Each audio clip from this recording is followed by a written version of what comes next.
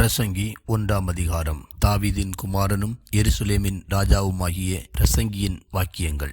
மாயை, மாயை, எல்லாம் மாயை என்று பிரசங்கி சொல்லுகிறான். சூரியனுக்கு கீழே மனுஷன் படுகிற எல்லா பிரயாசத்தினாலும் அவனுக்கு பலனென்ற. ஒரு சந்ததி போகிறது, மறு சந்ததி வருகிறது. பூமியோ என்றைக்கும் நிலைத்திருக்கிறது. சூரியன் உதிக்கிறது, சூரியன் அஸ்தமிக்கிறது. தான் உதித்த இடத்திற்கு அது திரும்பவும் தீவிரிக்கிறது. காற்று தெற்கே போய் வடக்கேயும் சுற்றி சுழன்று சுழன்று அடித்து தான் சுற்றின இடத்துக்கே திரும்பவும் வரும். எல்லா நதிகளும் சமுத்திரத்திலே ஓடி விழுந்தும் சமுத்திரம் நிரம்பாது. தாங்கள் உற்பத்தியான இடத்திற்கே நதிகள் மறுபடியும் திரும்பும். எல்லாம் வருத்தத்தினால் நிறைந்திருக்கிறது, அது மனுஷரால் சொல்லி முடியாது.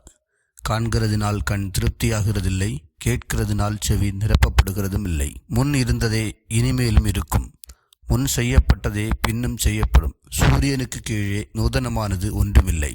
இதை பார், இது நூதனமென்று சொல்லப்படத்தக்க காரியம் ஒன்றுண்டோ? அது நமக்கு முன்னுள்ள பூர்வ காலங்களிலும் இருந்ததே.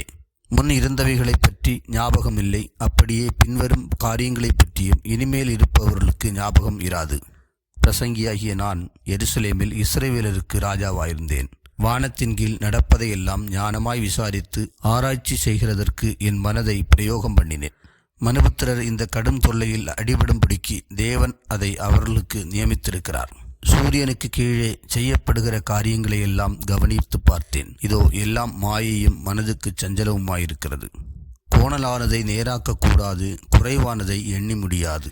இதோ நான் பெரியவனாயிருந்து எனக்கு முன் எருசலேமில் இருந்த எல்லாரை பார்க்கிலும் ஞானமடைந்து தேறினேன். என் மனம் மிகுந்த ஞானத்தையும் அறிவையும் கண்டறிந்தது என்று நான் என் உள்ளத்திலே சொல்லிக்கொண்டேன்.